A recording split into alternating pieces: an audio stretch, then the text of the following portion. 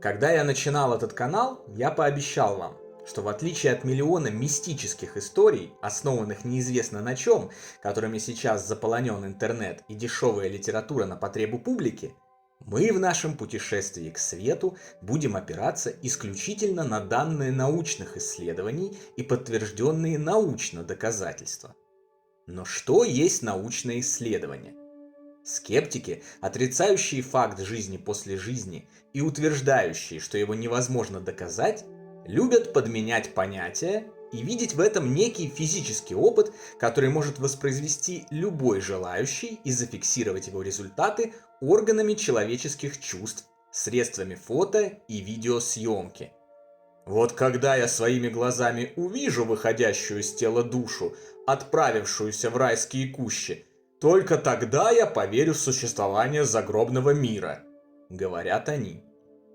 На самом деле, чтобы быть научным, исследованию вовсе не обязательно удовлетворять таким строгим и, скажем откровенно, несостоятельным и глупым критериям скептиков.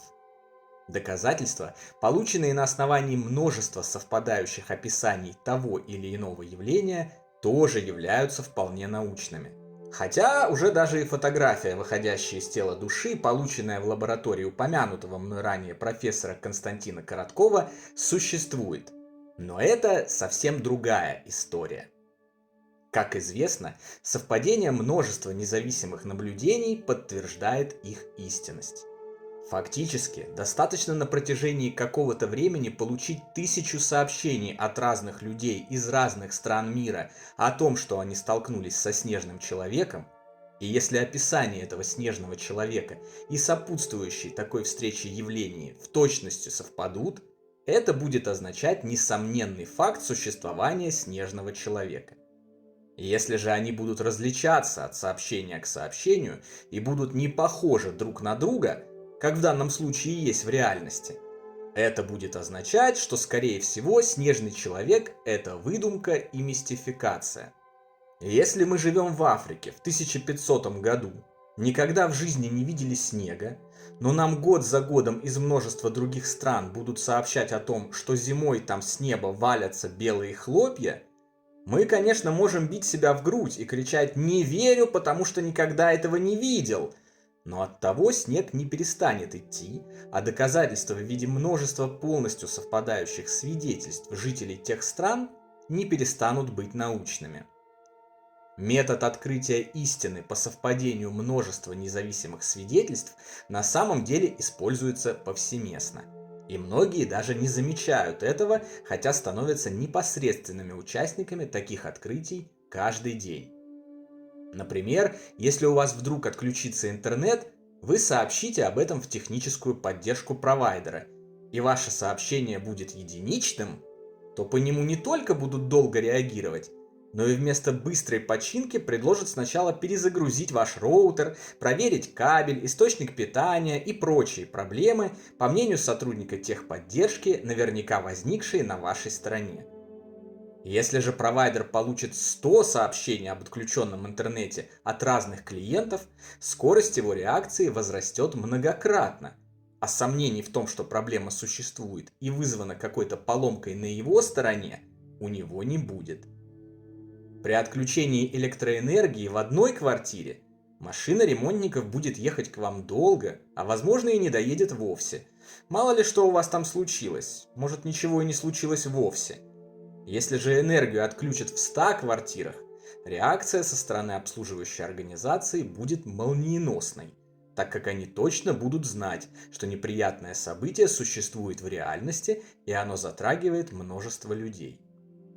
Когда я занимался разработкой видеоигр, я организовывал открытое бета-тестирование почти готовой игры, чтобы найти в ней баги и исправить их до выпуска игры на рынок. В тестировании участвовали 100-200 человек. Если я получал единичный отчет об ошибке, это означало, что скорее всего ее не существует, либо же условия ее воспроизведения настолько сложны, что о ней пока можно не беспокоиться. Если сразу 100 человек сообщали об ошибке, это означало, что она точно есть, и по ней нужно срочно принимать меры. Более того, чем больше человек сообщало об ошибке, тем более подробные сведения были о ней, и тем легче было установить истину о причинах ее возникновения. За века изучения смерти и жизни после смерти люди получили миллионы совпадающих сообщений и сведений от перешедших в потусторонний мир, из массива которых формируются факты и доказательства. А от того, что скептики отмахиваются от таких вполне научных доказательств, они вовсе не перестают быть научными и, что самое главное, доказательствами. Люди не видели Землю из космоса, когда доказали, что она круглая и вращается вокруг Солнца. Люди не измеряли расстояние между Землей и Луной при помощи линейки, когда рассчитали его. Никто не видел инфракрасного и рентгеновского излучений, когда было доказано их существование. Радиоактивность, беспроводная связь, нейтрино, эти и многие другие открытия, сегодня считающиеся непреложными фактами, были сделаны через наблюдения, сообщения, определение закономерностей, их описание и выводы на основании этого. Таким образом, исследования, касающиеся продолжения жизни после смерти, тоже могут быть вполне научными, хоть и не будут увидены глазами любого желающего, а фотоаппарат или видеокамера не заснимут их результаты. Но это никаким образом не помешает им обладать той же доказательной силой, что и, например, подтверждение факта существования бутерброда, которое каждый может провести за завтраком. Одним из таких научных исследований потустороннего мира стала титаническая работа, проделанная известным ученым доктором Робертом Круколом. Он собрал свидетельства многих тысяч случаев коммуникации с потусторонним миром через проверенных и заслуживающих доверия медиумов со всего света за более чем 100 лет, подкрепил их сведениями из литературных источников за несколько тысяч лет, обобщил их, обнаружил многочисленные совпадения и закономерности и сделал на основании всего этого логичные выводы о том, что представляют из себя переход, называемый смертью, и загробная жизнь. Эти выводы он изложил в своей замечательной книге «Высшее приключение». Данное исследование доктора Крукола было проведено им еще до того, как силами докторов Реймонда Моуди и Элизабет Кюблер-Росс начались современные масштабные исследования околосмертных переживаний и видений на смертном одре. И все же выводы Крукола, сделанные им в результате его исследования в совершенно другой области, с применением совершенно других спиритических методов получения сообщений от мертвых, поразительным образом и до мельчайших подробностей совпадают с современными научными данными, основанными на сообщениях живых, заглянувших за завесу в момент клинической смерти. Таким образом, мы видим совпадение не только множества свидетельств, наблюдений и сообщений по всему миру за сотни лет, но и полное их соответствие целым комплексом современных исследований, в свою очередь согласующихся в выводах между собой и проведенных в разные годы разными учеными из разных областей науки и техники. Какие более надежные доказательства существования потустороннего мира могут быть, трудно даже вообразить. Что же конкретно узнал и доказал Роберт Крукол в ходе своего исследования о продолжении существования личности после смерти физического тела и жизни в загробном мире? Сообщающиеся через медиумов и экстрасенсов умершие рассказывают, что в момент смерти не испытывали никакой боли и никаких страданий. Сама смерть абсолютно безболезненна, несмотря на любые ожидания, из которых обычно исходят люди на Земле. Тяжело только подбираться к смерти, когда тело поражено болезнью или испытывает страдания по другой причине. Естественная же смерть, как и мгновенная смерть в случае несчастных случаев, взрывов, катастроф, убийств, смерть во сне, совершенно безболезненны. Умершие вспоминают, что в какой-то момент вышли из своего тела и наблюдали его со стороны. Они видели родных, близких и врачей, находящихся в палате или комнате, наблюдали за их действиями. Пытались обратиться к ним, но живущие их не слышали. При попытках воздействовать на людей и окружающие предметы, руки умерших проходили сквозь них. На этом этапе отшедшие при помощи силы мысли могли путешествовать в земном пространстве. Некоторые из них отправлялись в другие помещения, иногда за сотни километров от места их физической смерти, к своим родным и близким. Наблюдали за тем, что они делают в данный момент, и читали их мысли. Другие – в места, которые любили посещать при жизни. Умершие сообщают, что в любой момент могли вернуться обратно в палату или в иное местонахождение их физических тел. Обратите внимание, все в точности совпадает с описаниями, полученными от живых в ходе исследований околосмертных переживаний. Эти критически важные совпадения, сами по себе являющиеся железобетонными доказательствами, справедливы для всего исследования Крукола. В большинстве своем отшедшие, совершавшие переход из видимого мира в невидимый, чувствовали покой и умиротворение. Исключения составляют случаи, когда человек продолжает упорно цепляться за физическое тело и не осознает, что его земной путь уже завершен. Но в подавляющем количестве случаев процесс перехода приносит с собой чувство удовольствия и эйфории. И только страдания родных и любимых омрачают эти ощущения и приносят умершему печаль из-за невозможности помочь им и объяснить, что на самом деле никто не умер и все хорошо. Переходящий грань между мирами наблюдает некую серебряную нить, нечто наподобие светящейся веревки, которая связывает физическое тело и тело, в котором они выходят из него. Астральное, эфирное или духовное тело. Пока эта нить соединяет тела, они могут ощущать двойственное сознание, жить как бы сразу в двух телах – земном и духовном. С точки зрения земного тела, они видят своих живущих родных, в то время как духовные тела наблюдают ранее умерших любимых и друзей или существ света, пришедших сопроводить их в потусторонний мир. Для того, чтобы видеть, слышать, чувствовать и осязать, вышедшим из тела не нужны глаза, уши или другие органы чувств. Духовные тела видят, слышат и осязают как бы любой и каждой своей частью в совокупности. Когда нить разрывается, физическое тело умирает, а душа вольна отправляться по адресу своего нового места жительства, в духовный мир, сопровождаемая пришедшими за ней.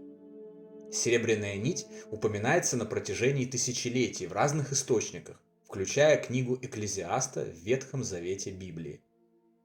Некоторые отшедшие сообщают также, что серебряная нить не одна. Их может быть две, выходящих из физического тела в точках головы и солнечного сплетения.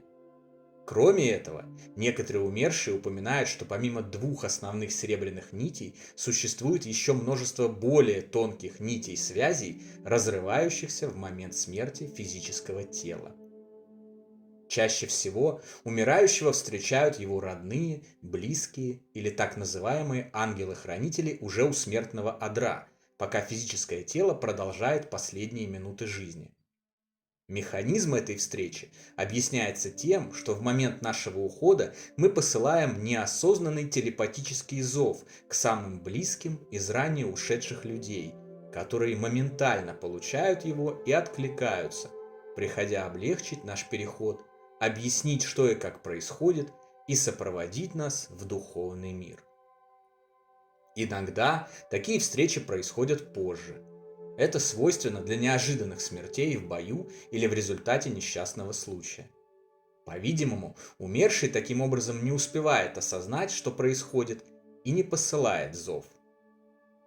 Усопшие сообщают о том, что проходят через темные туннели, мосты, горные тропы или пещеры, после чего встречают существ света, которые показывают им фильм об их жизни, или они могут смотреть такой фильм в одиночку. Как и в случае с ОСП, умершие подтверждают, что этот фильм – запись всех событий прошедшей жизни, на которые только что отшедшая душа смотрит с разных точек зрения. От собственного лица и от лиц тех, кого ее поступки затрагивали. При этом она ощущает чувства и эмоции тех, на кого были направлены ее деяния. Просмотр фильма о жизни – это первый так называемый суд, который в религии называется страшным. Религии утверждают, что по результатам этого суда человек осуждается Богом и отправляется либо в рай, либо в ад на вечные мучения. На самом же деле человек судит себя сам, а никакого наказания, как и ада с раем в привычном религиозном понимании, не существует. В некоторых случаях, когда умерший долго страдал от болезни или погиб в результате криминальных действий, просмотр фильма о жизни и встречи с родными могут откладываться, поскольку энергетическая структура души повреждена и нуждается в восстановлении. В таких случаях умерший помещается в специальные лечебные заведения того света, в которых находится от нескольких земных часов до нескольких недель, в зависимости от тяжести повреждений. После выписки из такого заведения он, как и другие, может продолжить свой переход, встретиться с любимыми и посмотреть обзор своей земной жизни. Некоторые отличия от описанной и совпадающей с исследованиями ОСП модели перехода присутствуют в случае, если человек умирает насильственной смертью в результате убийства, теракта или в бою. Те, кто к моменту смерти не обладал знаниями о ее продолжении после сброса бренного тела, в таких случаях оказываются сбиты с толку. Они не понимают, что произошло, и продолжают делать то, что делали в момент смерти. Солдат может продолжать бесконечно сражаться, не понимая, что уже пал от вражеской пули или осколка. Полицейский гнаться за преступником, не осознавая, что тот уже застрелил его. Они застревают в некоем пограничном мире, близко к земле, до тех пор, пока не осознают, что жизнь после жизни продолжается, и не позволят себя спасти тем духовным сущностям, которые занимаются такими непростыми случаями. То же самое касается и пленников своих привычек и зависимостей. Никто никого не наказывает. Люди наказывают себя сами невежеством и отрицанием духа. Когда они доходят до того, что произошло, понимают правила духовного мира и обращаются за помощью, то вступают на путь обычной модели перехода между мирами и в конце концов попадают в прекрасные духовные сферы. Многие сообщающиеся умершие рассказывают, что существует также второй, более подробный и тщательный пересмотр событий жизни, в ходе которого можно уточнить определенные моменты, разобраться во всех хитросплетениях жизни, осознать, что можно было сделать по-другому, а чего не делать вообще. По результатам второго пересмотра фильма о жизни душа, совершающая переход, в зависимости от земных поступков, мыслей, своего внутреннего багажа, накопленного за годы земной жизни, по закону подобное притягивает подобное, распределяется в одну из 7 существующих небесных сфер на постоянное место жительства. Духовные сферы разделяются по принципу от худшего к лучшему, подобное к подобному. Самые низшие – мрачные, тяжелые, холодные и туманные обители населяются павшими, неразвитыми и бездуховными существами, а высшие похожи на рай с прекрасными пейзажами и величественными городами света. В момент обзора жизни, встав перед собой таким, какой есть, без возможности солгать и заткнуть голос совести, проанализировав события своей жизни, человек становится сам для себя самым строгим судьей. Узнав и поняв про себя все, осознав цену себе и вынеся себе приговор, человек попадает в одну из духовных сфер, соответствующую уровню его развития. И вот здесь начинается самое интересное.